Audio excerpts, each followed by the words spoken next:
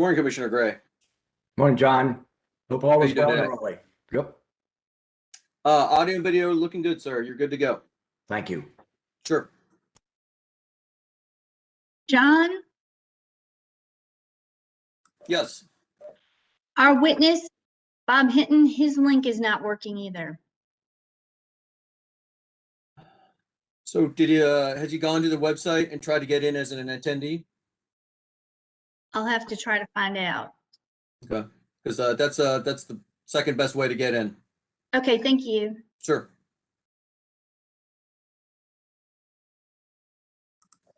Morning, Commissioner Hughes. All right. I want to check in with Kim Mitchell, make sure she is good to go. Kim, if you could come on camera. Just give me a signal, please, ma'am. Okay, good. All right, we've got 1 minute, folks. This is your 1 minute warning. Appreciate all of you who waited till the last minute to join here.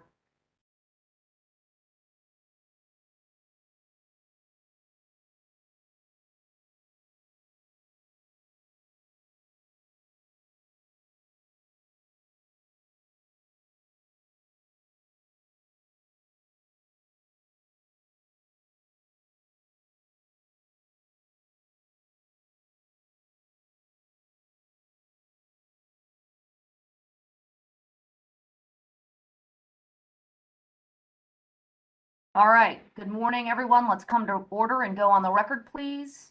I'm Charlotte Mitchell, Chair of the North Carolina Utilities Commission and the presiding commissioner for this proceeding. And with me this morning are the following commissioners. When I announce your name, please announce your presence. Commissioner Brown-Bland.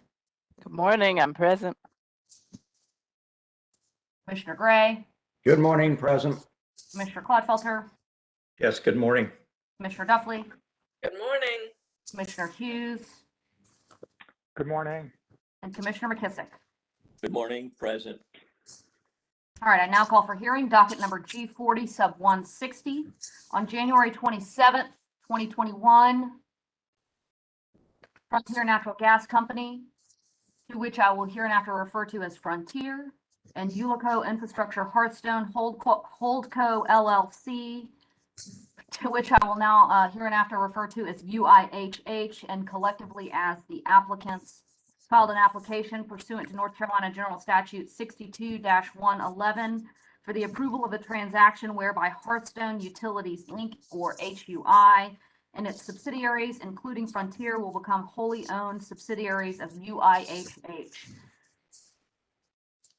I am getting a little bit of feedback, so if you are not on mute, please do so now. All right. The applicants also filed exhibits and direct testimony in support of their application. On March 31st, 2021, the commission issued a scheduling order in the docket, which, among other things, scheduled a public witness hearing on June 22nd, 2021 to be held at 1:30 p.m., as well as today's expert witness hearing, each of which were to be held remotely on WebEx. The scheduling order further stated that only individuals registered with a public staff by 5 p.m. on Monday, June 14th, would be allowed to testify at the public hearing, and the applicants were also ordered to publish a public notice of the application, including the above information about the public witness hearing. The public staff's intervention in this proceeding has been recognized and acknowledged pursuant to applicable statutes and rules of the commission. No other parties sought to intervene in this proceeding. Several procedural motions for extensions of time were sought by the parties involving the dates by which testimony was to be filed. By commission orders, the dates for filing direct testimony of interveners was extended to June 8, 2021, and the date for the filing of rebuttal testimony was extended to June 15, 2021. On June 8th, the public staff filed the joint testimony of its witnesses, and on June 15th, the applicants filed the rebuttal testimony of their witnesses. Also on June 15th, the public staff filed a motion requesting that the public witness hearing be canceled. In support of its motion, the public staff stated that no member of the public had contacted the public staff to register to testify at the public hearing, and that no member of the public had submitted a written statement of position to the commission's chief clerk. That same day, the commission issued an order canceling the public witness hearing. On June 16th, 2021, the parties filed with the commission a joint witness list, order of witnesses, and proposed cross-examination times. That brings us to the hearing, which will begin today. Before we get started, I want to make a few points on the record in light of the fact that this hearing is being conducted remotely. This hearing has been made accessible to the public by way of a link provided on the commission's website. Each of the parties has consented to the commission's conducting this hearing by remote means, as evidenced by filings made by the parties in this docket. Although we're not sitting in the hearing room together, it's the commission's expectation that this hearing be conducted as if we were. This means that we must maintain order and do our best to minimize interference with the court reporter's ability to transcribe this hearing accurately. When you're not speaking, please keep yourself on mute. If you need to be recognized or interrupt for an objection or for any other good reason, please let me and the court reporter know your name before you begin. All right, let's get started. Pursuant to the State Ethics Act, I remind all members of the commission of their duty to avoid conflicts of interest and inquire at this time as to whether any member of the commission has a known conflict of interest with respect to the matters coming before us. All right, the record will reflect that no conflicts have been identified, so we'll proceed, and I call upon the parties at this point in time to announce their appearances, beginning with the applicants. Good morning, Chair Mitchell. This is Jim Jeffries. I'm here. I'm with the law firm of McGuire Woods and appearing today on behalf of Frontier Natural Gas. All right, good morning, Mr. Jeffries. Good morning, Madam Chair, Commissioners. I'm Marcus Trathan, despite what my screen image says.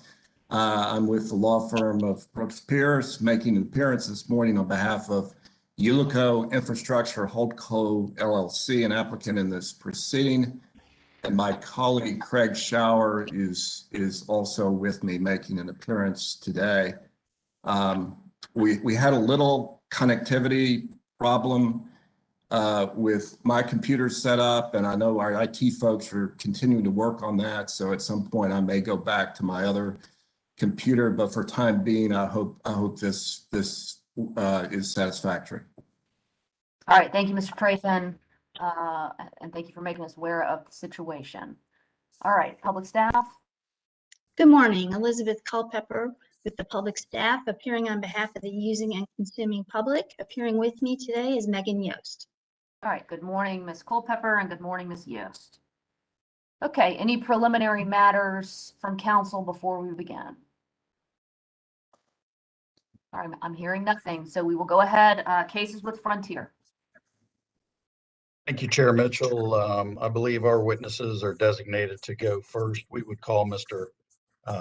Kevin Dagenstein and Mr. Fred Steele to the stand. Mr. Steele and Mr. Dagenstein will be appearing as a panel today with leave of the commission. All right, thank you, Mr. Jeffries. Mr. Steele, Mr. Dagenstein, would you all please turn on your cameras? There you, I see you, Mr. Dagenstein, Mr. Steele. Oh, there you are. All right, gentlemen, raise your right hands, please. You affirm that the testimony you're about to give shall be the truth, the whole truth, and nothing but the truth. I do. I do. All right, Mr. Jeffries. Thank you, Chair Mitchell. I believe on the pleading we filed, we indicated that Mr. Steele was going to be going first, but since this is a panel, I prefer to start with Mr. Dagenstein, if that's acceptable to the chair. All right, it's acceptable to me. I'm not hearing any objection from Ms. Culpepper or Ms. Yost. Okay, go. Please proceed, Mr. Jeffries. All right, thank you. Mr. Dagenstein, could you state your name and business address for the record, please? Yeah, my name is Kevin Dagenstein, and my business address is #1 First Avenue, Great Falls, Montana. Mr. Dagenstein, where do you work? I work for Hearthstone Utilities, Inc., HUI. Okay, and what is your position at HUI? Chief Operating Officer, Chief Compliance Officer. And are you the same Kevin Dagenstein that pre-filed direct testimony in this proceeding on January 27th, 2021, consisting of 10 pages? Yes. And was that testimony prepared by you or under your direction? Yes. And do you have any corrections to your pre-filed testimony? No, I do not. All right. Mr. Dagenstein, if I ask you the same questions that are set forth in your pre-filed direct testimony while you're on the stand today, would your responses be the same as is indicated in your pre-filed testimony? Yes, they would. Chair Mitchell, Frontier would ask that Mr. Dagenstein's pre-filed testimony be incorporated into the record as if given orally from the stand. All right, Mr. Jeffries, hearing no objection to your motion, the pre-filed testimony of Mr. Degenstein consisting of 10 pages filed on January 27th, 2021, shall be copied into the record as if given orally from the stand. Thank you, Chair Mitchell. Mr. Dagenstein has prepared a summary of his pre-filed direct and has provided that to the other parties and to the commission. But given the commission's recent practices, I wanted to ask if you prefer to dispense with the reading of that or to have him go ahead and provide it. He does not need to read it. We have it and we have reviewed it in advance of the proceedings. So no need to read the summary. Thank you, Mr. Jeffries. Thank you, Chair Mitchell. With that, I turn to Mr. Steele. Mr. Steele, could you state your name and business address for the record, please? My name is Fred A. Steele. My business address is 110 PGW Drive, Elkin, North Carolina. And you work for Frontier Natural Gas, is that correct? That is correct. I'm the president of Frontier Natural Gas. All right.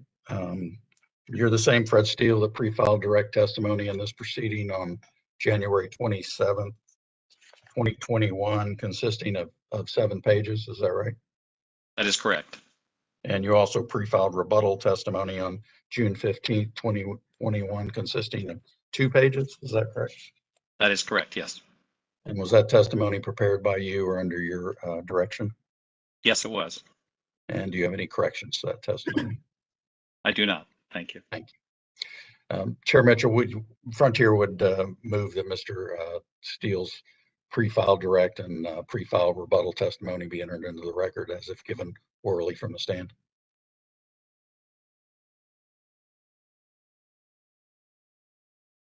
All right, Mr. Jeffries, hearing no objection to your motion, the pre-filed testimony of Mr. Steele consisting of 7 pages filed in this docket on January 27, 2021, and the rebuttal testimony consisting of 2 pages filed in this docket on June 16th shall be copied into the record as if given orally from the stand. Thank you, Chair Mitchell. Mr. Dagenstein, Mr. Steele are available for cross-examinations, questions from the commission. All right, it's my understanding that there is no cross-examination for these witnesses, but Ms. Culpepper, Ms. Yost just would like to confirm that with you all on the record. Okay, I see Ms. Culpepper nodding her head, just for the court reporter's sake here. Okay, so we will proceed then to questions from the commission. Any questions from commissioners for these witnesses?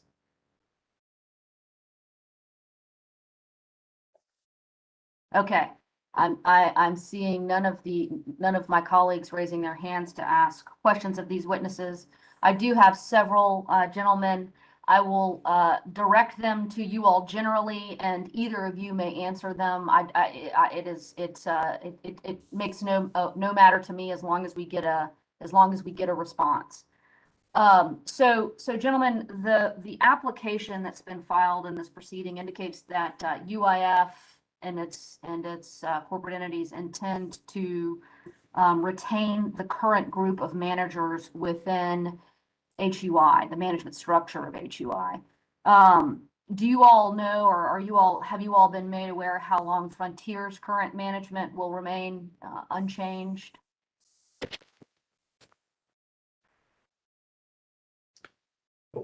Well, I was waiting for Fred, but I'll answer that. And I think he was waiting for you. I think so. That's what happens when you're on a panel. We're very pleased with the management in North Carolina. We have no intentions on replacing anybody in the near term. Of course, if someone decides they want to retire or find a new job, those things happen. But we have no intention of replacing management, and we don't see that in the near term and really in the long term unless individuals choose to make changes. Understood. Mr. Steele, anything to add there? I have nothing to add. I'm not aware of any changes that we're currently planning at this point in time. Okay. All right. Mr. Degenstein, I'll press you a little bit more. You say near term. What do you mean by near term? Oh, I look out 2 to 5 years. There's no need to change. And with certain ages, I think we anticipate some retirements. So we'll do some succession planning and plan ahead as those people look towards retirement. Okay. Well, thank you, Mr. Degenstein. Obviously, that issue is of critical significance and importance to us. Sort of following up there,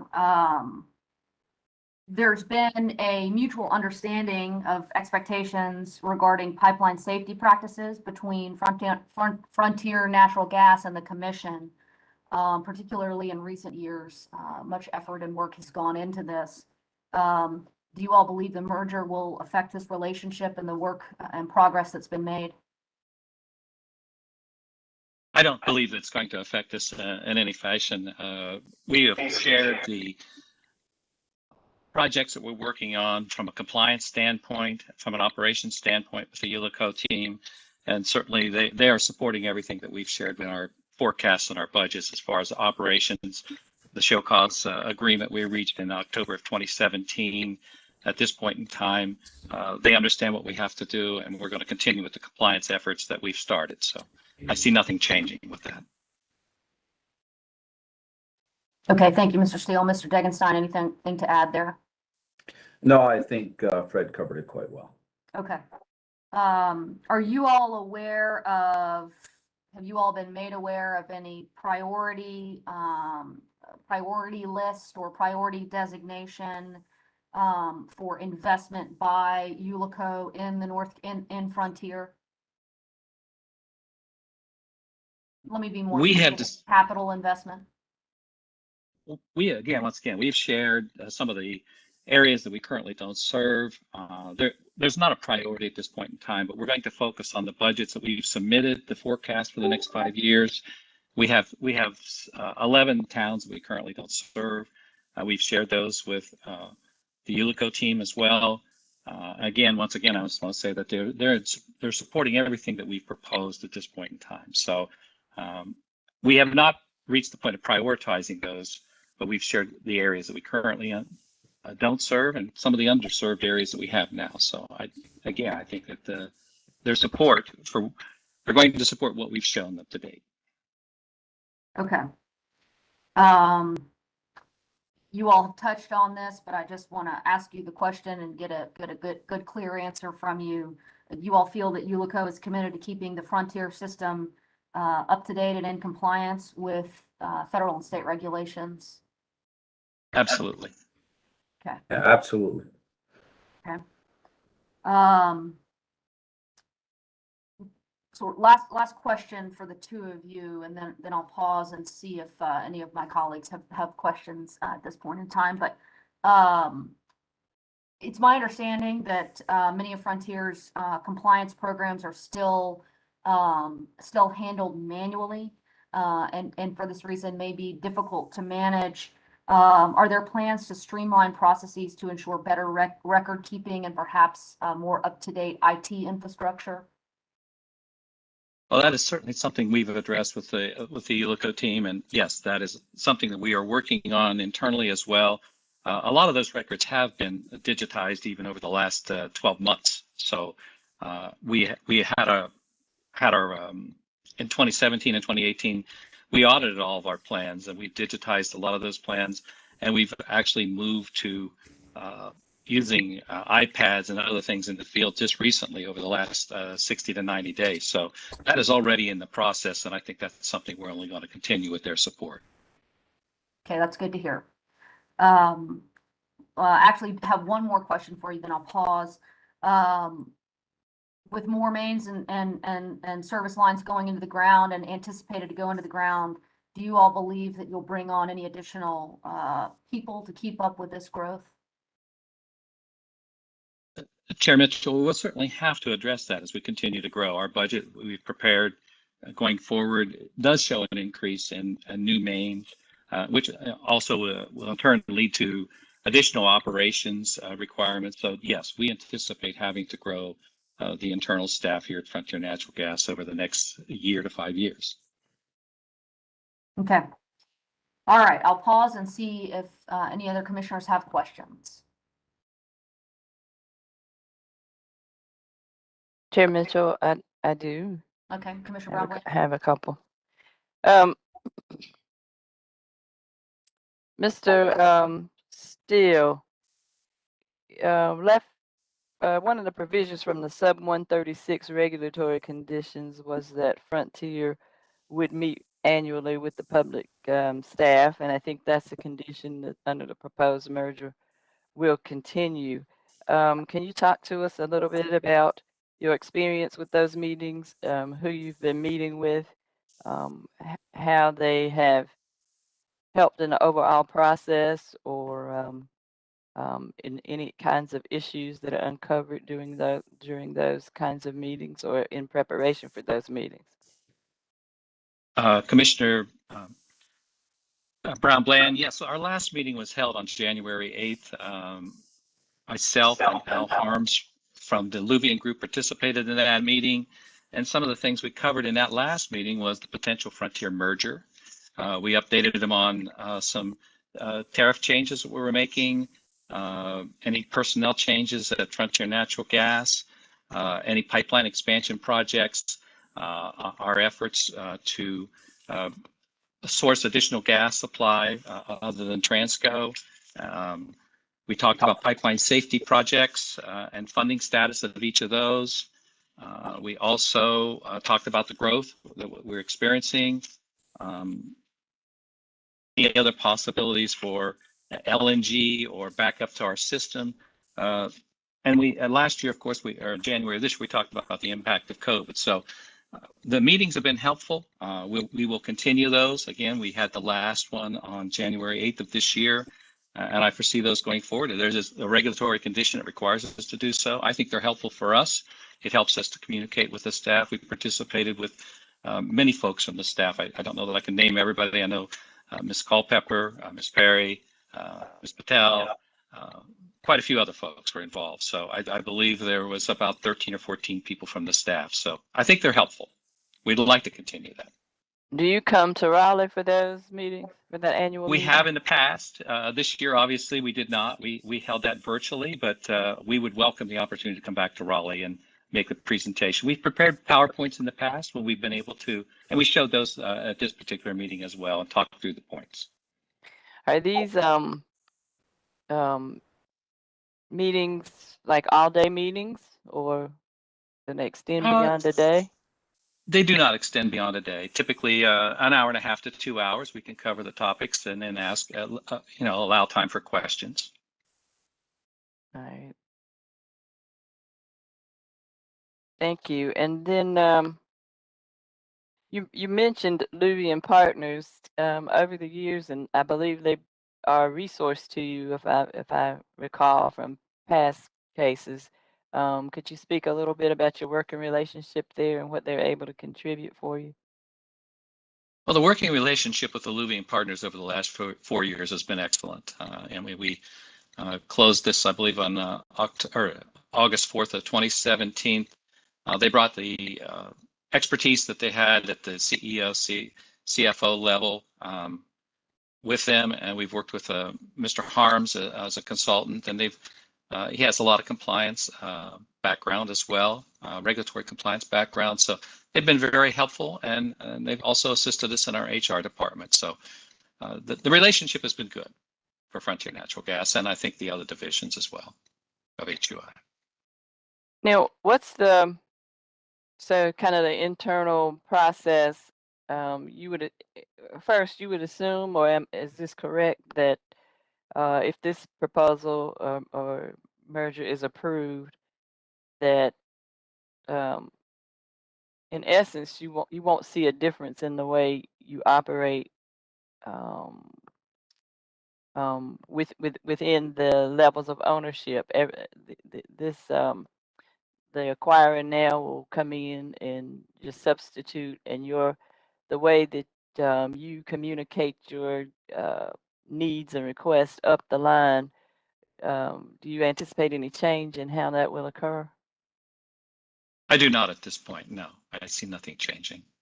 So you will prepare your budget. I think we spoke before in terms of a bottoms up, in terms of your operational needs. If you saw that you needed more investment, your process to get more resources, how's that work? We currently prepare an annual budget and we prepare a 5-year forecast. We submit that to the senior management team, and there is also a capital committee that looks at, reviews all the projects each year, and I think that's a process that's been put in place by Luvian. I only envision, during this transition period, we continue to work with Luvian, and as the new Ullico management team moves into place, I think I envision it to continue the same, maybe even make some improvements to as we move forward. All right, thank you. And so somewhat on an operational level, we here at the commission, and I guess all across the country, we've seen the greater importance of having good cybersecurity plans in place. We've seen major hacking incidents that have caused problems with various infrastructure around the nation. In that regard, have you made any determinations about your needs? Are your needs being met? Do you need more resources? And just what expertise is at your fingertips? Well, we have been working with, and Mr. Degenstein can assist me on this if I drop something here, if I miss something, but we've been working with our IT team.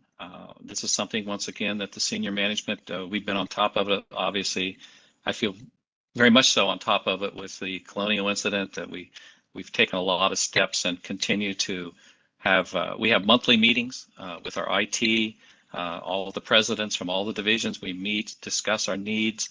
And so I think, once again, we're doing things at the IT level, but it's not just at the IT. This is going to be, everybody's going to have to be involved at Frontier and at the various divisions in order to make sure we've secured our system. So we are working on that. There's more to come on that at this point in time, though, but it's something that we're addressing on a monthly basis, weekly basis. And help me with your levels there. So when you say our IT, are you at the Frontier level or above? It's above. We have a corporate IT group, and we work with them on a regular basis. And we have somebody here that's not a full-time IT person at Frontier, but we do have IT help here at Frontier. But we receive most of our IT assistance from a cybersecurity standpoint at the corporate level. And if there were some sort of event, your assessment of being able to be nimble at the Frontier level? I think we're pretty nimble here at Frontier. We've had not a cybersecurity incident, but we've had some pipeline incidents over the last couple of years, and we were very quick to respond to those. So I think we'll be able to address those. We actually are, I believe Mr. Degenstein again could probably address this, but I know we're planning some mock emergencies, related to IT and outages. So that's something we're addressing right now. So that'll help us going forward.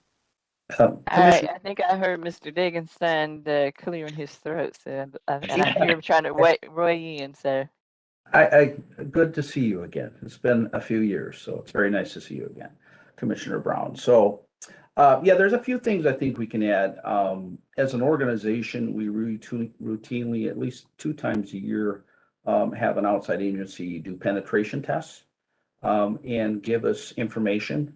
We review that and we make adjustments accordingly based on the results of the penetration test.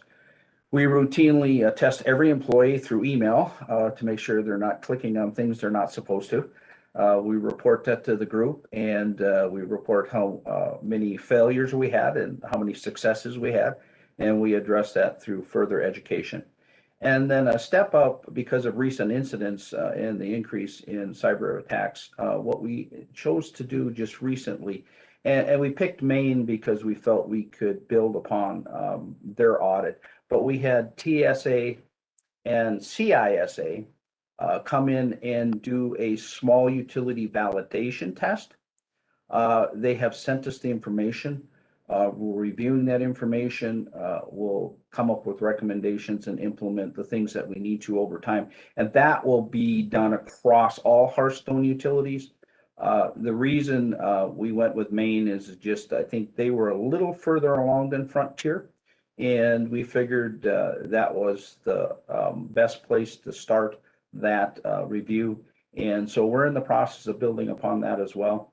And then the one thing that we've always done as an organization and through clear leadership and direction on the operation side is we understand the need for communication, monitoring, recording, keeping track, seeing what's happening in the system. But we have no ability to remotely be shut down by a cyber attack. So they cannot come in and shut our valves. They cannot come in and shut our pressures. We're not a transmission system, we're a distribution system. We can do a lot of things by monitoring, and then we can go out and check in the field. There was one system that could be communicated to remotely throughout HUI's system, and we dismantled that for the pure purpose of we have enough protection, enough redundancy, enough backup. We have all the information coming in electronically, and we can respond quickly. So we eliminated that threat because we don't have 36-inch pipelines running hundreds of miles where you need to remotely control valves. So we've done a lot of things to also limit, if we were hacked, what someone could actually do. So hopefully that helped. Well, thank you for those assurances. So, and I'm sure I don't have a good grasp on this as I ask it, but when you mentioned Maine, is there a comparative size between Maine and Frontier? Are they vastly similar, vastly different? They're fairly close. Fred's pushing 5,000 customers and a little over 4,500, I think. Fred is your number, and up in Maine, they're around 7,500. So the customer size is about the same. The systems operating at 60 PSI for plastic are very similar. And then their pressure in their short transmission system up there is very close to the pressure in North Carolina. I think they operate around 500. Fred, you might operate 500, 600, somewhere in that range. So very, very close. That's correct. So they're very similar systems. In other industries, we see that sometimes a smaller system or the more outlying system is a little more at risk of, I guess, certain types of hackers trying to get to them and do certain things.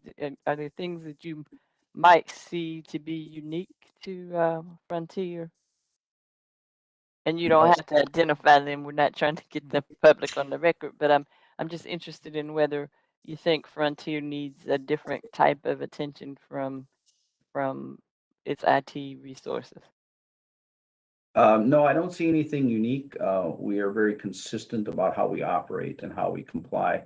And we keep that consistency through a compliance committee at the Hearthstone level, where we've got engineers and operators across Hearthstone working together to identify each group and get a broader breadth with people working together and coming to the right decision. So I don't see anything unique. I don't see high risk on the cyber side across our organization and North Carolina as well. The biggest threat we probably face is outside damage, someone digging it up.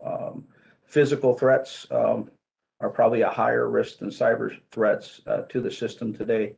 If someone decided to do a physical threat, that's hard to prevent. Even with security, getting there in time is an issue. So physical threats are something that we take very seriously, work with our interconnect transmission systems, monitor systems, lock up gates. There's camera at gate stations and those types of things. But again, physical threat is probably greater than cyber, just the way we're set up. All right, and Mr. Degenstein, to be sure, I've understood your pre-file testimony.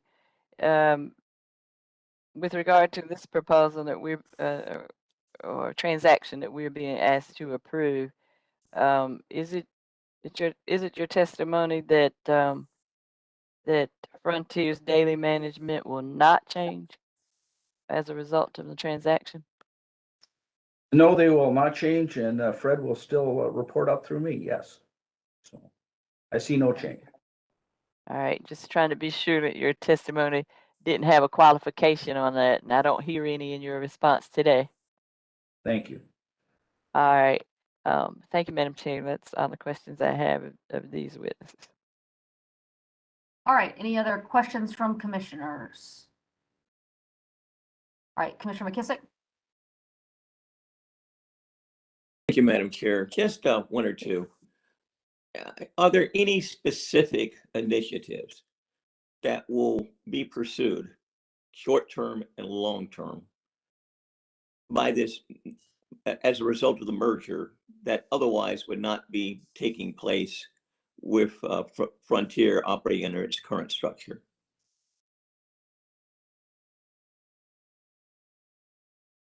I don't believe we can identify anything specific other than we do want to continue to work with some of our customer service folks and helping them make sure that people who struggle with paying their bills, we're going to do more in that area.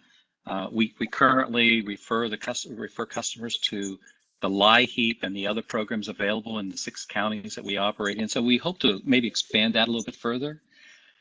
We have looked at some of the other areas. We're working in Warren County in particular right now. We've got some projects over there. That's an area that we feel that we could do some more things in, and we're actually working on a project there today as we speak. It's a nice project for us to go to a Purdue processing facility, and that's going to allow us to open up to some of the other areas that have never been served.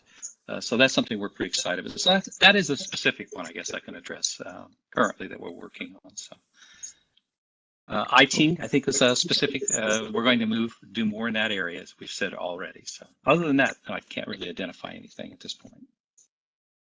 Okay, and let me ask this. Obviously, there are investors who want to see, I guess, predictability in their yield in years to come, and likewise stability in what that consists of, and increase. How do you see this merger benefiting those investors? Well, I think you touched on it. I mean, it's the stability. Utilities are still very stable, and I think this is something that Ullico their team has looked at. They see a long-term stability here at Frontier Natural Gas, the sister company in Maine. The companies in Montana, that's an older company that's been there forever. So and we have a lot of growth in both North Carolina and Maine, still opportunities, and Ohio to grow the systems, and Indiana. So I think they're looking at that from a long-term investment. The fact that, and this gives us access to capital to probably develop some of those projects that we have not been able to do in the past. So we currently have, Commissioner McKissick, we still have 11 small towns in the counties we serve that we don't serve, and we have 21,000 potential customers within 500 feet of our line. So I think they're viewing this as really a long-term investment that's going to benefit them as well as the ratepayers. Got it. And the final question, I know you identified the extension going to the chicken processing facility in Warren County. Are there any other infrastructure extensions or improvements or investments that are contemplated, or are you guys expecting things to continue kind of with the status quo? Well, having said that, I mean, we're pretty proud of the fact that over the last 3 years, we've been able to go out and obtain almost $3.9 million in agriculture grants from the North Carolina Commerce Department. That's allowed us to reach for my paper, if you don't mind. I don't want to mislead you, but that's allowed us to put in 115,500 feet of additional pipe. This has also allowed us to reach about 89 poultry barns that we would have not had access to prior to getting those grants from the North Carolina Commerce Department. It's also opened up when we're going to these agricultural projects. We're going out into the country, so we've passed over 400 potential residential and about 85 small commercial customers. And then just last Friday, we announced where we'd worked with the Commerce Department in Surrey County and Alltech here in Surrey County we received a $760,000 grant to bring gas to Alltech Pike, and we're going to pass another 225. So these are all projects that we're working on, that working with the Commerce Department. We envision continuing to do those projects. Those have been very good for Frontier, and again, that's over the last 3 years. So I only envision being able to do more of those, and it's opened up a lot of areas that we hadn't had access to before. Thank you. I don't have any further questions, Madam Chair. All right, thank you, Commissioner McKissick. I would like to follow up with you, Mr. Steele, in response to a question from Commissioner McKissick. Growth opportunities for Frontier, it's what you've described seem to be additions of commercial industrial customers. Is that generally where you all see growth potential in your service territory?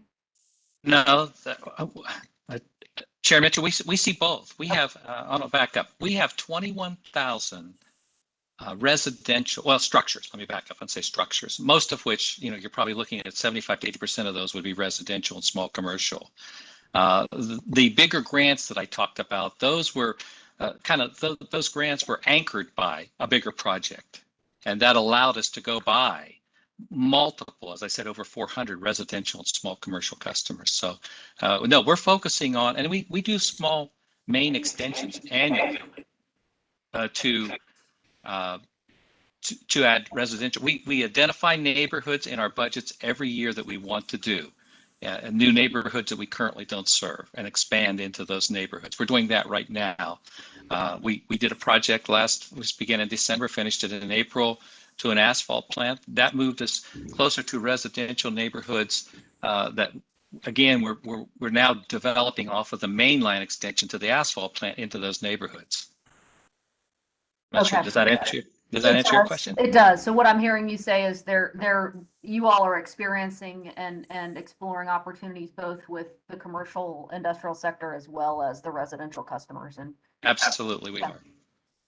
All right, thank you. I'll see if there are any additional questions from commissioners before we turn it over to the lawyers. All right, I'm hearing none, so we'll go now to questions on commission's questions. We'll start with the public staff. No questions. Okay, thank you, Ms. Culpepper. Mr. Trefin? No questions. Okay, Mr. Jeffries? Thank you, Chair Mitchell. I have just one follow-up question for Mr. Steele.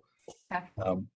Mr. Steele, you recall Commissioner Brown-Bland had some questions for you around the public staff annual meeting process. I do. And then your answers were appropriately geared toward that process and what was involved in those discussions. But in order to maybe give a little more fuller picture of how the company works with the public staff, could you just summarize, do you have contacts with the public staff outside those annual meetings, and how closely do you work with them on a regular basis? We do have conversations, Mr. Jeffries, on a regular basis with the staff, actually weekly. I mean, I think at this point in time, I could say we communicate with staff members on a weekly basis concerning many matters related to tariffs, annual gas cost filings, customer service.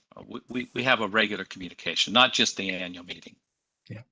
All right. Thank you, Mr. Steele. That's all the questions I had, Chair Mitchell. Thank you. All right.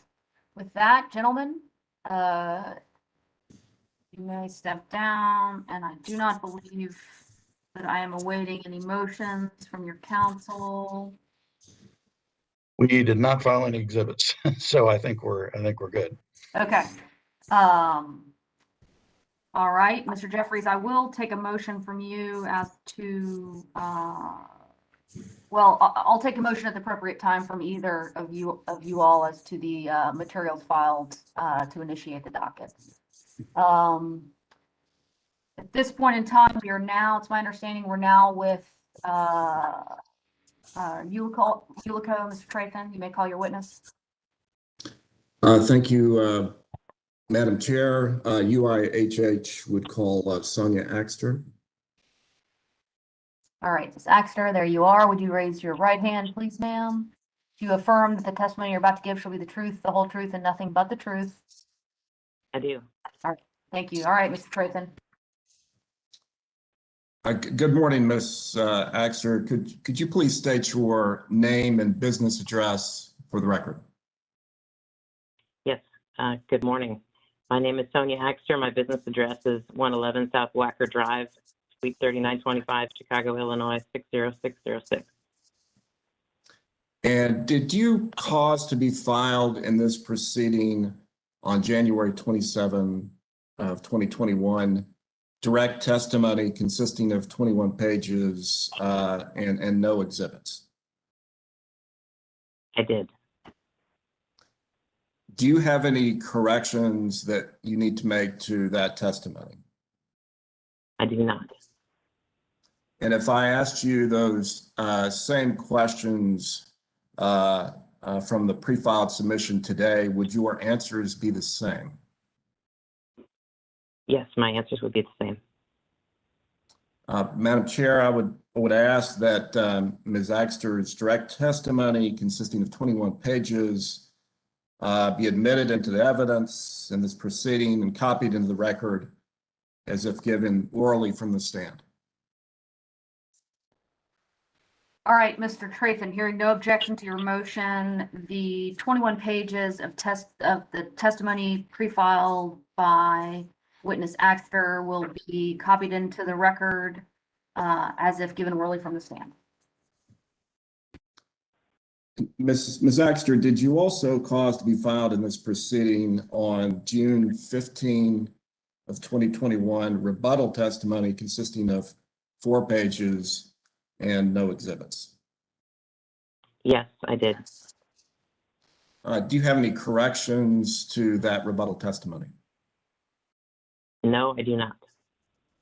And if I asked you those same questions today, would your answers be the same? Yes, they would. Madam Chair, I'd ask that Ms. Axter's rebuttal testimony consisting of 4 pages be admitted into evidence in this proceeding and copied into the record as if given orally from the stand. All right, hearing no objection to your motion, the the rebuttal testimony of witness Axter consisting of 3 pages filed in this docket on June 15th shall be copied in the record as if given orally from the stand. And Madam Chair, while we're moving items into the record, should we go ahead and move the application and exhibits into evidence? Please do. I'd like to move admission into evidence of the joint application of Frontier Natural Gas Company and Ullico Infrastructure Hearthstone Holdco Company LLC for approval of the sale of transfer of stock filed with the Commission in this proceeding on January 27, 2021, which includes 4 exhibits. Okay, Mr. Tratham, hearing no objection to that motion, the joint application of Frontier Natural Gas Company and Ullico Hearthstone Holdco LLC filed in this docket on January 27th, 2021 will be admitted into evidence.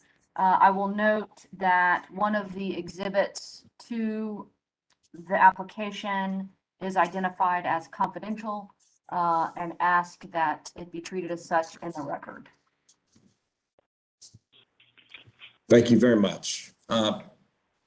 Madam Chair, we had also prepared a summary of the direct and rebuttal testimony from Ms. Axter, which has been distributed to the parties consistent with the prior panel. We'd be happy to give that or dispense with it as you see fit. Yeah, no need to for the witness to provide the summary at this point in time, as we've been provided in advance and have reviewed it. So let's go ahead and proceed with questions for the witness. Okay, thank you. The witness is available for cross-examination.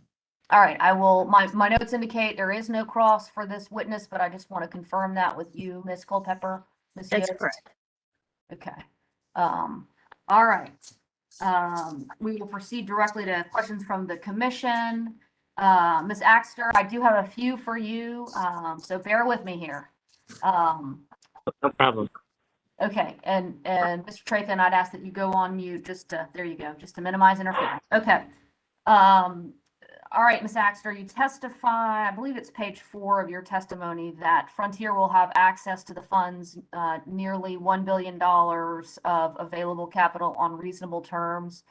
Can you help us understand generally what those terms would be? When you describe them as reasonable, what are the terms? Sure. First, I would just update that since January, we've raised an additional $550 million of available capital for new investments and follow-on. We have made investments of another $380 million. Of that, roughly $70 million is in follow-on investments in our existing portfolio. So the new net number of available capital is roughly $1.1 billion. The process generally for follow-on investments, that capital is available for our entire portfolio. We've done 11 now follow-on investments of significance. I think Fred articulated it well in the annual process and the 5-year planning process for CapEx, and recycling of cash flow within the company will remain consistent with as it is today, and that capital approval process will be consistent with as it is today.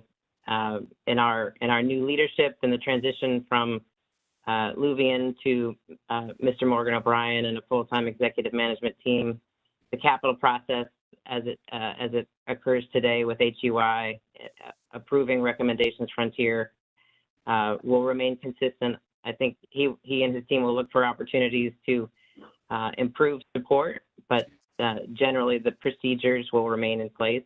So Frontier will be the decision maker and the recommender for its business planning purposes. I think in the course of what we see as the future for Frontier and its expansion opportunities, there may be capital needs that rise beyond the operating cash flow levels of the utility, and they would look to UIF for follow-on equity investments to make that capital available for those investments. And generally the process there is we have an investment committee at UIF, the same investment committee that has approved the overall investment and purchase of HUI and Frontier within that. And we look for investment opportunities that are consistent with the business plan for Frontier, that do not increase or decrease the level of operating risk, are within the abilities of the utility to implement, that have a level of return consistent with our overall expectations of return for the investment. So we would prepare kind of an analysis of those things for the investment committee to be to review. The way our investment committee works, they look to me and my team as the experts. I would look to Kevin and Fred and their team as the experts to develop that the basis for the recommendation, and we would put that forward to our investment committee, and the investment committee really is looking to see that it's consistent with our overall expectations for the investment and is generally supportive of those. So we have had very good success in follow-on investments, and are looking to be a long-term owner that's extremely supportive of these types of opportunities.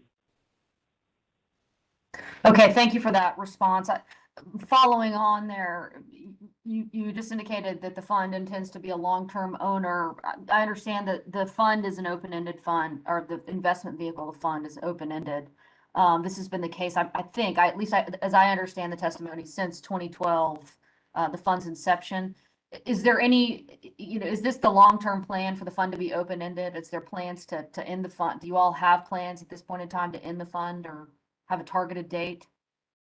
No, there is no targeted date. It's a fund that's designed to operate in perpetuity. That's it's kind of a hard concept, but our investors, what we have described to them as the business model for the fund is to invest on a buy and hold basis for the long term in U.S. and Canadian assets, primarily in the U.S. So we have investors. We have nearly 250 limited partners that are seeking exactly that.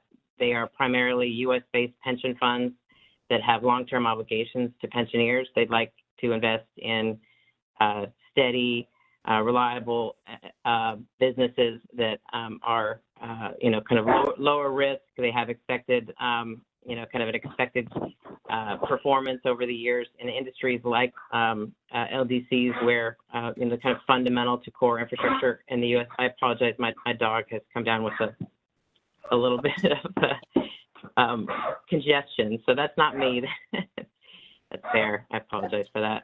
No problem. And because he's sick, he's sitting next to me. So that's a commitment we've made to our investors. They have pensioners that are working today, contributing their retirement dollars towards their future retirement in 30, 40 years. And these types of investments are an ideal alignment for that. In infrastructure, there are not very many open-ended funds. When we started in 2012, I think we were a bit of a revolutionary model. There have been a lot of replications of that since then. We believe it's the best way to invest in infrastructure. It aligns us with the needs of the local community, with you as a commission, and the the utility itself.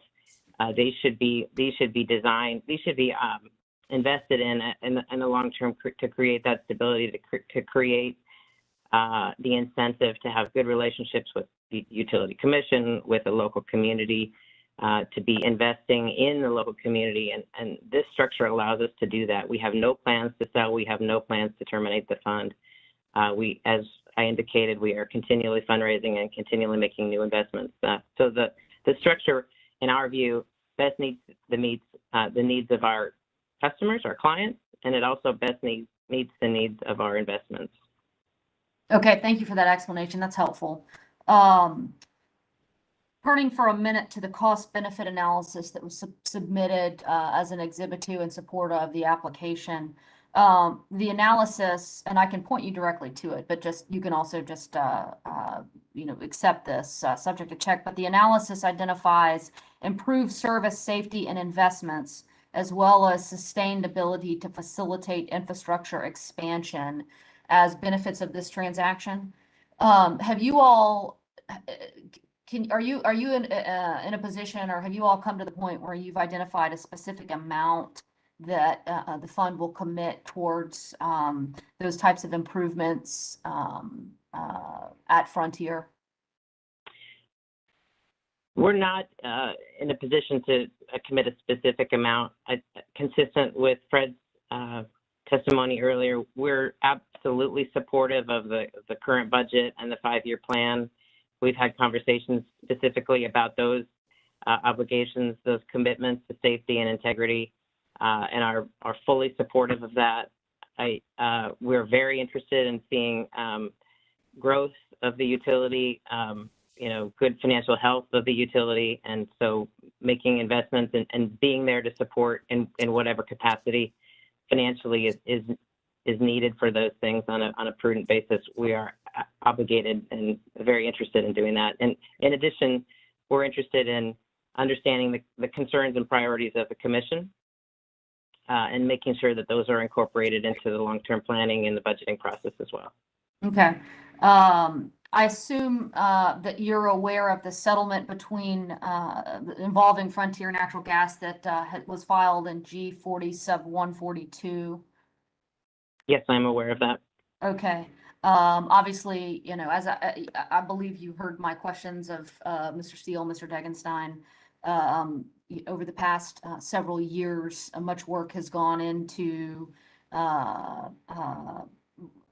working with the company to get into compliance with state and federal regulations and establishing good working relationships between the company and its regulators. Do you foresee anything? Well, let me just ask you an open-ended question. Obviously, continuing the progress that has been made here is of critical significance to this commission. Do you have anything you want to say about that? I would echo what Fred said, that it's we're really pleased with the progress that's been made and the direction that increased communication and coordination has brought about. We're absolutely supportive of that, see that as a fundamental part of our role in supporting that going forward. I think those are some of the highest priorities that we will have as an owner going forward. Okay, thank you, Ms. Actor. All right, a couple of questions for you about the acquisition premium. I just want to make sure I'm clear on the plans for recovery of the acquisition premium. Page 20 of the application states that none of the acquisition premium paid for GBH will be recovered from Frontier's customers. But then the cost benefit analysis indicates that the acquisition premium will be absorbed entirely by UIF, spread across all of HUI's businesses and jurisdictions rather than, only from North Carolina. So if it's spread across all jurisdictions, won't that mean Frontier is still absorbing some of the premium? No, Frontier will not be absorbing any of the premium. None of the utilities will be absorbing any of the premium. I think that from a tax perspective for UIF and our obligation to pay taxes, I think that there's a basis there, but there will be no push down of the cost of the transaction to the utilities. Okay. Are you in a position to tell us how much leverage will be placed on HUI to fund the transaction? I think without the confidentiality protection, I can't specifically say. I think from the documentation we provided, we're at the lower end of the range we indicated would potentially be a target. We're looking for a good, very long term in the 15 to 20 year fixed rate debt at the corporate level. That cost would be not absorbed at all by Frontier, and we're looking to establish that in line with kind of general debt equity ratio that's consistent with other utilities of this size. Okay, thank you. Could an investor's decision to leave the fund cause you all to sell assets if that happens? No, the way our fund works, we have, as I stated previously, nearly 250 investors. That means that on average they are 15 million or so from each investor. We have individual investors that are larger than that. They have an obligation of at least a 4-year commitment to the fund, and then after that period, they could redeem their capital. Regardless of all those things, I just state those facts because we have smaller investors than other types of funds, and we're not. If you think of it as a customer base, we're extremely diverse, and we don't have exposure to one of our investors. That said, as a fund, we are not obligated at any point to sell an investment. We have an incoming queue of capital. If we had a single investor that wanted to recycle, they would be redeemed from that and replaced with a new investor. If there was not an incoming queue of capital, which we've never had a period like that, but if there was not, then we would still not be forced to sell the assets. The fund was designed for us to be able to hold the assets for the useful life, and that's what we intend to do. Okay. You discussed briefly, I think in response to the first question I asked you, the additional capital that y'all have raised, I think since y'all filed this application in January. Are you all continually seeking investor commitments, seeking to attract capital, or at some point in time will you cease to do that? We are continually seeking new investor capital. We have fundraising activities going on at all times. I was actually at a client review meeting yesterday with the potential for new investment. So it's an ongoing obligation of the fund. It's like the life of the fund. It's done in perpetuity. So we're continuously fundraising and adding new capital to the fund. Okay, thank you for that. Last question that I have for you. You heard my questions and Commissioner Brown-Bland's questions about current group of managers within HUI and specifically at Frontier. Do you have anything to add to the responses I received from Mr. Degenstein and Mr. Steele about plans for Frontier management? The only thing I would add, I think their answers were spot on. The only thing I would add is that in our underwriting of this investment and evaluating this opportunity, we had a chance to meet with the different management groups. It's a part of the company that we value greatly. We think the existing leadership teams within each utility are exemplary and are very. We ascribe a lot of value to to them individually, and so Fred and his team are no exception to that. We've had opportunities to meet virtually with them. I think we've shared some of our notes from that. We've been extremely impressed by the management team. I think some of the things I'm most excited about is the high level of communication with the commission, the work done on the gas supply, I think with Taylor Younger, and the operations team is exemplary. So we're very excited about the staff at North Carolina, at Frontier. I understand one of the commission's concern is the level of staffing. That's something that we'll embrace as a concern of ours. As Fred said, with growth, we'll meet that with new employees. But we intend to keep the existing management team in place. We're very happy with them. I think it's something to be proud of. Okay. That's helpful. Thank you for that response. Actually, one last question for you, then I'll turn it over to my colleagues. Your testimony discusses Luvian Partners and Mr. O'Brien. From what I can tell, there's going to be a transition away from Luvian to Mr. O'Brien. Where does he fit into? Who is he actually advising? How does he fit into sort of leadership and direction here? So the Luvian contract runs through the end of 2022, and so that we intend to continue to work with them through that. Luvian's contract provides for the role of Chief Executive Officer, CEO, and CFO as the primary two positions there within that contract. Mr. O'Brien, as of the transaction, currently he's advising us, but as of the transaction, he will become the executive chairman of the board in that period while Luvian is still in position. And as Luvian, the contract expires, Mr. O'Brien would become the CEO of HUI. So he'll work with the existing executive team that is at HUI, which includes Mr. Degenstein and a few others. But he will perform the role of CEO for the long term going forward. And he will be a full-time employee of HUI. Okay, got it. Thank you. All right, that's all from me. I'll pause here to see if commissioners have any questions for Ms. Axter before we turn it over to council.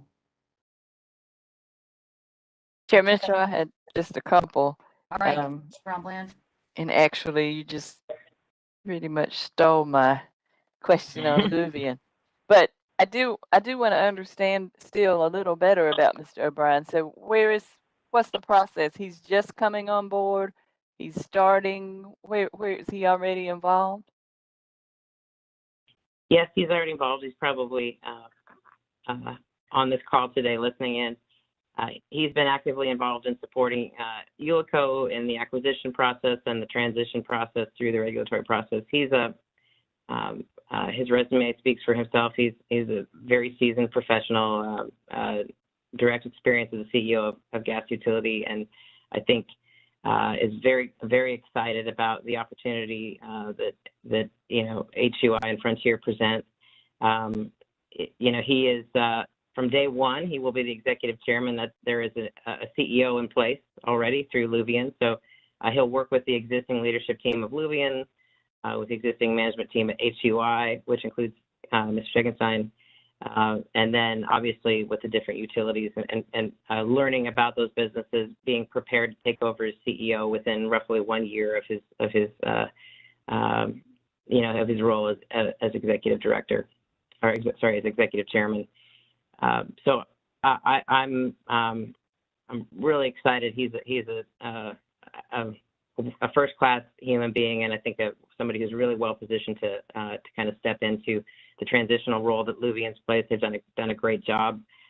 Our view is that I want somebody who's going to be in place for the long term, as the CEO and set a leadership tone and direction for this company. I think Mr. O'Brien is the perfect person to do that. As I understand it, this is his last job, so he's here for the long term. He's going to build a management team around him to complement the existing team that's there, and some of the functional roles that need to be replaced with Luvian leaving. But he's also, brings a lot of experience on the technology side, and working within communities. I think he's worked for companies that have had multiple utilities, such as HUI. So I think we'll feel the positive impact of his presence pretty quickly.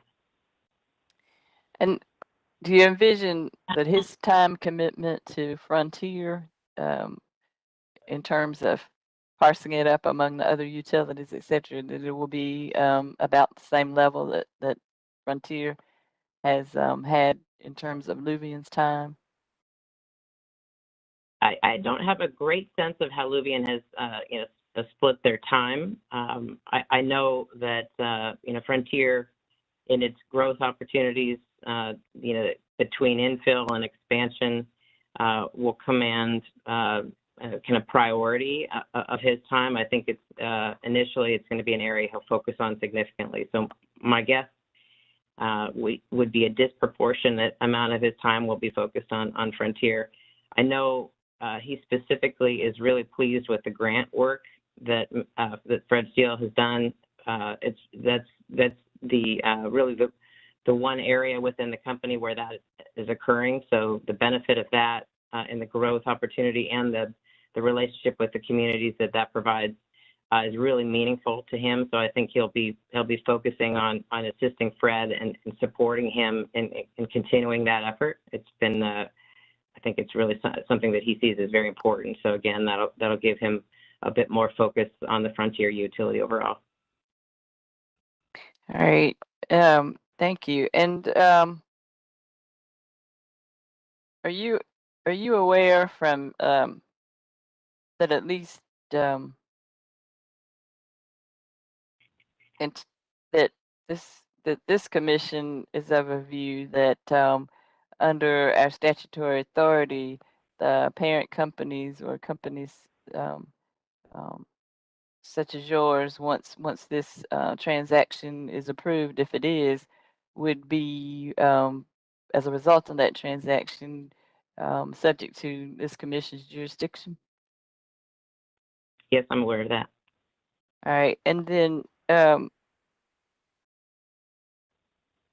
when there's a discussion and about, and it's in your testimony about this being a long-term investment and intends to be, and you spoke to some extent with Chair Mitchell about that, but just and maybe because there's the investment side and the operations side, and the regulatory piece, we might be seeing this different. But I remember I had this discussion with the last ownership change. So maybe another way for me to ask what we're looking at is if we were to look out just expectations. I know nothing's ever in stone, but expectations, would you expect to be 10 years out to still be the owner of this Frontier today? There is no doubt in my mind we'll be the owner 10 years out. We are specifically designed, and it's to be an open-ended fund is a very complicated thing to manage. It increased costs on our side. I know my COO, I give her fits because of that, but we created the fund so that we could be a long-term owner. It's most of the industry, they are closed-end private equity funds, and I know I'll get in trouble for saying this, but their goal is to get in, increase value and get out in a defined period of time. On average, that works out to be 4 to 7 years. My goal is to, buy exemplary businesses and own them for the useful life of the asset. We just are fundamentally designed and structured and philosophically minded differently. So I intend to be here in 10 years. We underwrote the investment for 30 years. That is as far out as you can go, where the cash flow actually is recognized today. We intend to be an owner longer than that. So I think unfortunately, you're stuck with me, for the long term. So, but yes, we'll be here. And I know that you've heard that before, and that frustrates me. But I really intend to change your mind on that and give you that reliability and consistency that I know you're seeking. All right. Well, thank you for those assurances and that testimony. And I don't know that we ought not to get your four-legged friend's name in the record since he made an appearance, but thank you for being here with us today. Yeah. Thank you, Commissioner Brownblatt. All right, any other questions from commissioners? All right, Commissioner Duffley? I don't have a question, but Commissioner Brownblatt, I thought I heard the dog's name was Bear. So we all hope that Bear feels better. Thank you. Okay, let's turn to council and see if there are questions on commission's questions. Ms. Culpepper? No questions. Okay, Mr. Jeffries No questions. and Mr. Trathan? I have no questions. Okay, all right. Well, Ms. Axter, it looks like you are done for the day. We appreciate your being here with us today and your testimony. You may step down. Thank you. And Ms. Culpepper and Ms. Yost, public staff may call their witnesses. The public staff calls Julie Perry, Neha Patel, and John Hinton. All right, did we get Mr. Hinton on the line? Oh, there he is. And I see Ms. Perry and Ms. Patel. Where are you? Oh, there she is. Okay. Would you all please raise your right hands? Do you all affirm that the testimony you're about to give shall be the truth, the whole truth, and nothing but the truth? Yes, I do. I do. All right. I was wondering there, Ms. Perry. All right. I was on mute. Okay. Ms. Culpepper, you may proceed. Ms. Perry, please state your name, business address, and present position for the record. Sure. My name is Julie Grimsley Perry. My business address is 430 North Salisbury Street, Raleigh, North Carolina. And my present position is the accounting manager of the natural gas and transportation section in the accounting division of the public staff. Ms. Patel, please state your name, business address, and present position for the record. Good morning. My name is Neha Patel, and my business address is 430 North Salisbury Street, Raleigh, North Carolina. My present position is I'm manager of the natural gas section for the energy division of the public staff. Thank you. Mr. Hinton, please state your name, business address, and present position for the record. Mr. Hinton, you're on mute.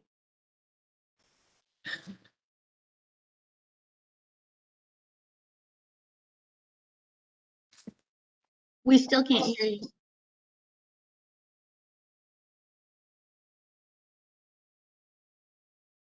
All right, we have an issue with Mr. Hinton's audio.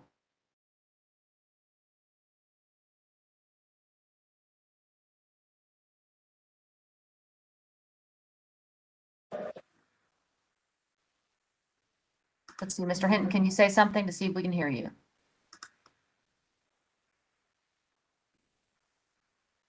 Still unable to hear. John, were you able to do a sound check with Mr. Hinton when he joined us?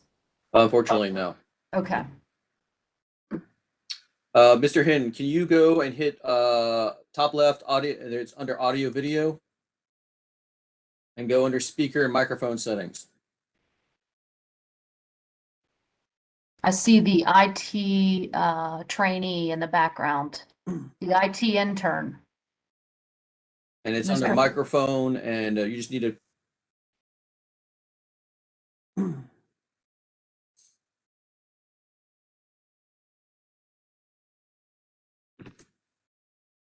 And you need to choose your microphone. Looks like that Duke degree is not coming in handy right now. Oh. I'll just leave it there. My audio is through my phone, so one thing to check is if your phone is on mute. Madam Chair, I assume we're off the record. All right, at this point in time, why don't we take a recess, 10 minutes, and let's see if we can get Mr. Hinton's audio into working condition. It's 11:18. Let's take 12 minutes. Let's go back on the record at 11:30. Thank you.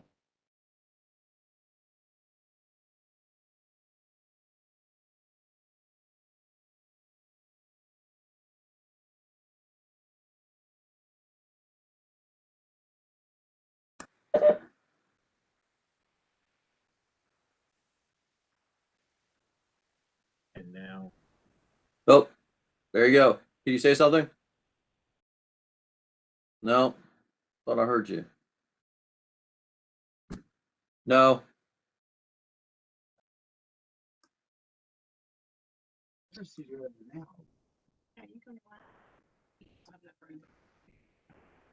John, I can hear them. I They're think I just heard you very guys. weak. Hadn't Hey, gone we off. can hear you now. Bob, will you talk? Yes, can you hear me? I speak. Yes, yes, There we you can. go. Okay, thank you.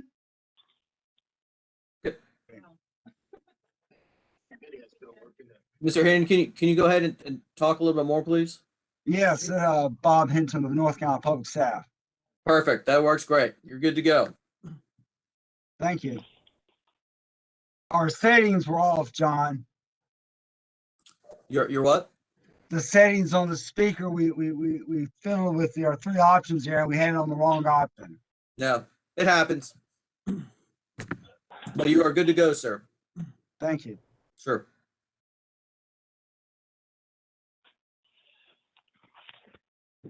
And go ahead and put yourself on mute.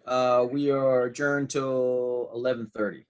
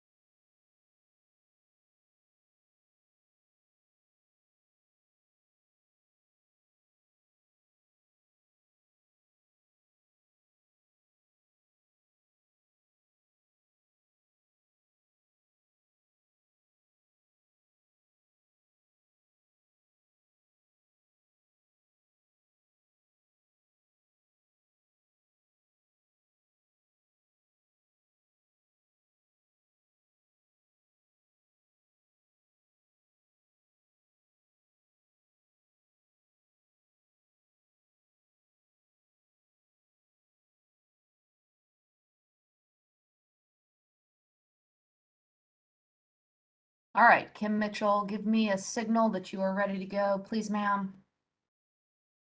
Good to go? Okay. All right, let's go back on the record, please. Mr. Hinton, speak out so we can confirm that we can hear you. Yes, this is John Hinton. Great. All right, we are ready to go. Ms. Culpepper, I believe we're with you. Thank you. Mr. Hinton, please state your name, business address, and present position. My name is John Robert Hinton. I'm Director of the Economic Research Division of Public Staff. Our business address is 430 North Salisbury Street, Raleigh, North Carolina. 27609, I believe, or 67603. These questions will be directed to Ms. Perry. On June 8, 2021, did the panel prepare and cause to be filed in this docket confidential and redacted versions of joint testimony consisting of 17 pages, 3 appendices, and 1 exhibit? Yes, we did. And for the record, portions of the testimony are marked confidential. Is that correct? Yes, that's correct. On June 21, 2021, did the public staff file a revised attachment A to Exhibit 1? Yes, we did. And basically, it was just to change the docket numbers from the old merger to the new merger. So nothing substantive. So Do you have any corrections to your testimony? actually, I do. If you could look on page 16 of our panel testimony, on line 3, it's sort of a heading. It says the regulatory conditions 16 through 23 and 25 through 37. And really, you should delete 16 through 23 in the word and it should only read regulatory conditions 25 through 37. If you were asked the questions as corrected today, would your answers be the same? Yes, they would. I move that the pre-filed joint testimony consisting of 17 pages and 3 appendices as corrected be copied into the record as if given orally from the stand. And I request that the confidentiality designations on pages 6 and 7 of the joint testimony be preserved in the record as marked. All right, hearing no objection to your motion, Ms. Culpepper, it is allowed. Thank you. I also move that Exhibit 1, captioned as regulatory conditions and revised attachment A to Exhibit 1, be identified as marked when filed and entered into evidence. All right, Exhibit 1 will be identified as it was marked when pre-filed. I'll hold on admitting it into the record for now, Ms. Culpepper. Okay, thank you. The witnesses are available for cross and commission questions. All right, my notes indicate there is no cross for the public staff witnesses, but I'd like to confirm that with counsel, Mr. Trayton, Mr. Jeffries. That's correct.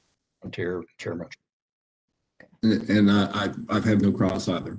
Okay, so there is no cross for the public staff witnesses. Questions from commissioners? Chair Mitchell, I have one, and I'll Okay. just direct it to the entire panel. All right. And it's just a follow-up of what I was asking Mr. Steele about your annual meetings. Can you discuss them, and from your vantage point, are they useful, and have you been able to uncover, matters of concern, matters of praise, those kinds of things? I'll try to take a stab at it if that's okay. So we do meet regularly with Frontier and all the other LDCs, honestly, every year with these mergers. And so it really is helpful. I mean, if there's a ongoing docket that we have questions about, or they have questions about, it's a great way to try to do the back and forth. We have met with them on contracts they were getting ready to file. We've met with them on the tariff provisions, as they mentioned. We'll talk about where they're looking to go, prospective projects that they're looking at, anything that's happened. I think they had, a line break here and there, and they would fill us in on how that went and what response they had, just things that we don't see in the normal course of business. As far as going into like the annual reviews, usually our meetings are held in November, December. And so usually we've got some annual review discussions to be held, but with COVID, it was a little bit moved back. We really work with them a lot. I mean, as he said, they hear from Julie a lot. They probably hear from Neha a lot as well, but they're really good to work with, and they've really done a good job. We did mention, I will mention, we saw Al Harms at these meetings, every one of them, so that he was working for Lubian's group at that point in time. So he was invited, and that was helpful for him to see our perspective in North Carolina, you know, as far as the other jurisdictions. So I think the meetings have been very helpful, and we've gotten back and forth a lot of information and follow up.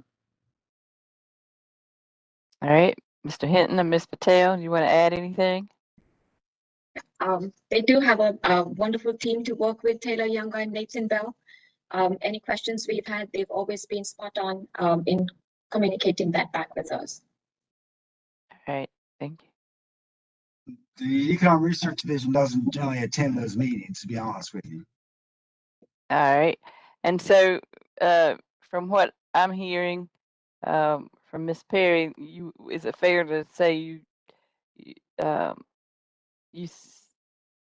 public staff has a pretty good level of oversight of the company's activities?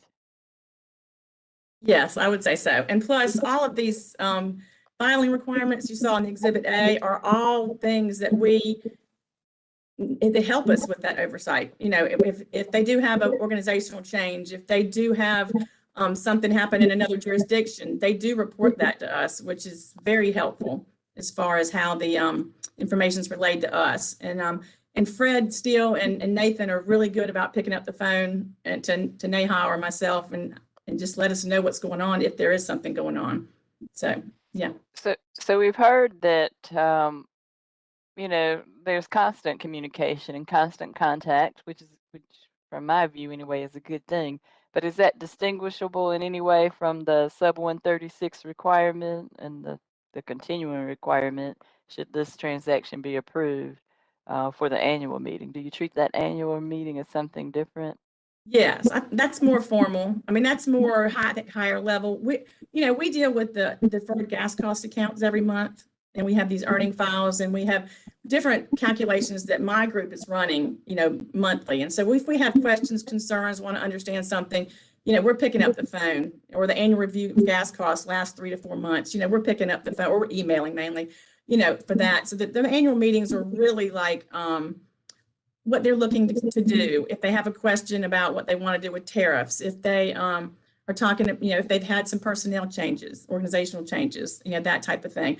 Or getting some feedback from us on what they want to do. Can they do it? You know, that type of thing. So I think it's more high level than that. And then I know COVID upset some schedules probably from, you know, here or there, maybe not with the public staff, but is it the case that this annual meeting that was envisioned from the sub 136, is that always in January for Frontier?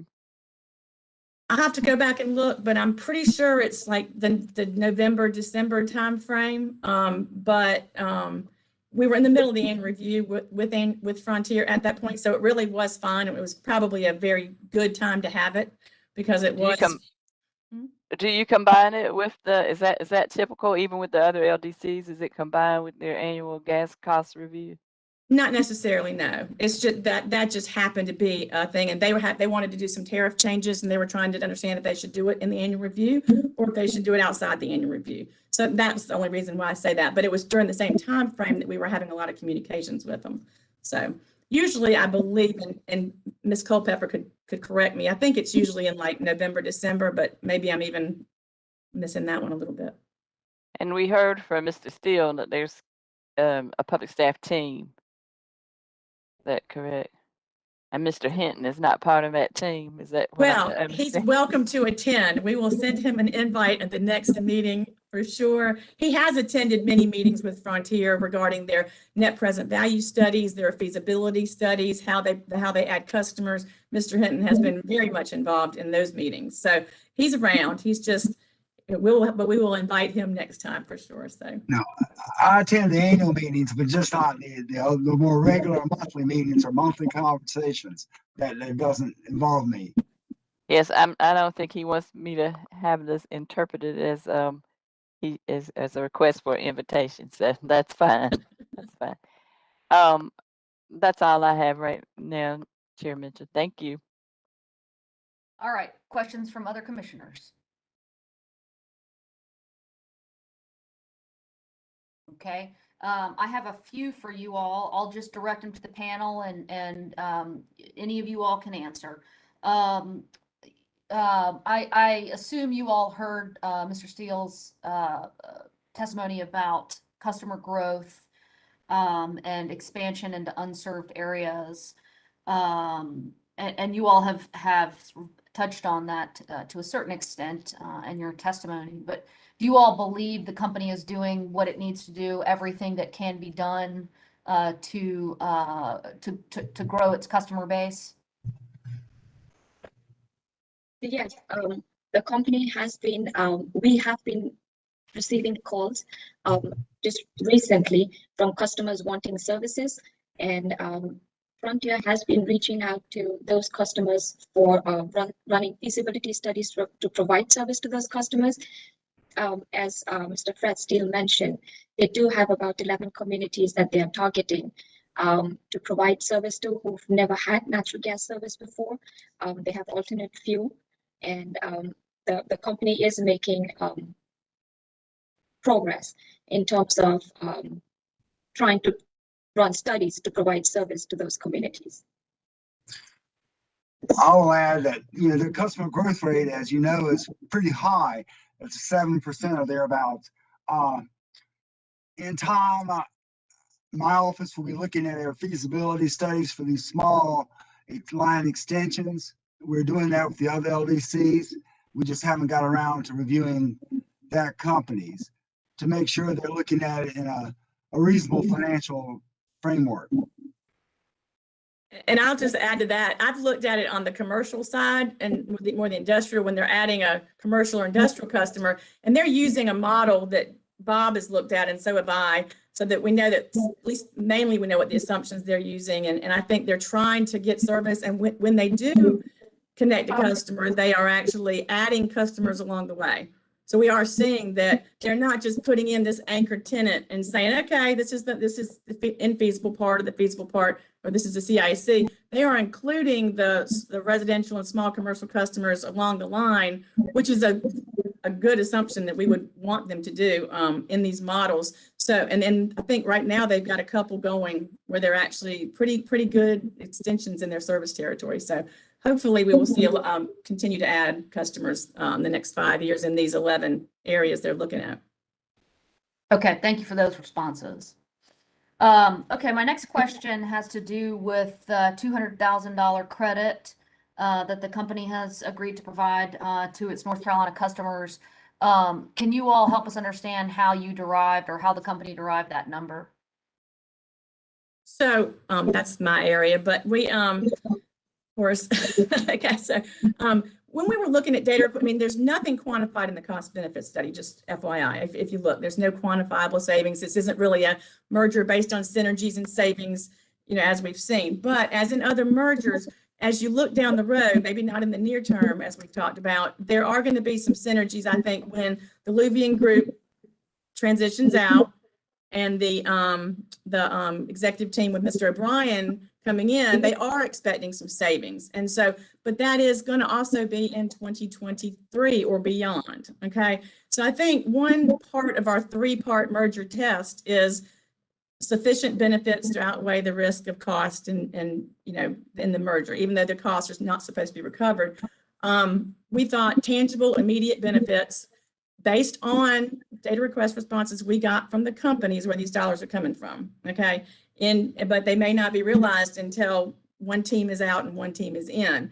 And we did it over a 2-year period. So because we knew they weren't immediate. Okay. This is very similar to what we did in Piedmont. We had a 2-year savings going back the beginning of the first, I guess, January after the merger order came out, and then we had one for the next year. So we sort of did the same thing in that merger as well, just kind of phasing in, giving them some benefits, but over a 2-year period. And then maybe once they integrate, then we'll see, what happens with them. But it takes a while for a company to integrate, once they merge. So does that help at all? It does. Thank you for your response. All right, last question I have for you all is has to do with the distribution policy. And you all mentioned it on pages 12 and 13 of your testimony. Can you talk can you all help us or just provide the history of that distribution policy and the public staff support for that policy? The 100% dividends is a cap that we've established in this policy, and we've previously used that cap. It's not a dividend payout ratio preferred policy that we're recommending to the companies. You know, any distributions have to be no greater than the net income booked that year over a 2-year period. It's just a ring fencing protection so that capital is not extracted from Frontier. That's the primary purpose. And I can say that 3 of the 4 other elder jurisdictions have that same ring fencing protection. Maine uses an 80% cap on their distributions. I just don't feel, I just felt that was adequate. So we didn't feel motivated to raise it to or lower it to 80% per se. We felt that having that plus the other conditions would give us advance warning if things were going awry with HUI or Ullico, and we'd be alerted to that. But we felt that was an adequate ring fencing protection. Okay. All right. Thank you, Mr. Hinton. Okay, that's all I have for the public staff. I'll pause to see if any other commissioners have questions for the panel. All right, I'm not seeing any, so I'll turn it over to council. Mr. Jeffries, Mr. Trathan, you all have questions on commissioners' questions? No questions, Chair Mitchell. No questions, Chair Mitchell. All right, Ms. Culpepper? No questions. Okay. All right. Well, Mr. Hinton, Ms. Perry, Ms. Patel, thank you very much for your participation in this proceeding, for being here with us today and answering our questions. You all are done for the morning, and you may step down. All right, Ms. Culpepper, I'll entertain a motion from you. We would move admission of Exhibit 1 with the revised Attachment A. All right, hearing no objection to your motion, Exhibit 1, as revised to the public staff's testimony, will be admitted into evidence in this proceeding. All right, with that, we've come to the end of our hearing today. Before we adjourn, any procedural matters for my attention from council? No, ma'am. Okay, hearing none, as we typically do, we will take post-hearing submittals 30 days, no later than 30 days from the notice of the mailing of the transcript. Of course, submit them as soon as you all would like to do so. And with that, we will be adjourned. Thank you very much, everybody. Thank you. Thank you. Thank you, Chair Mitchell.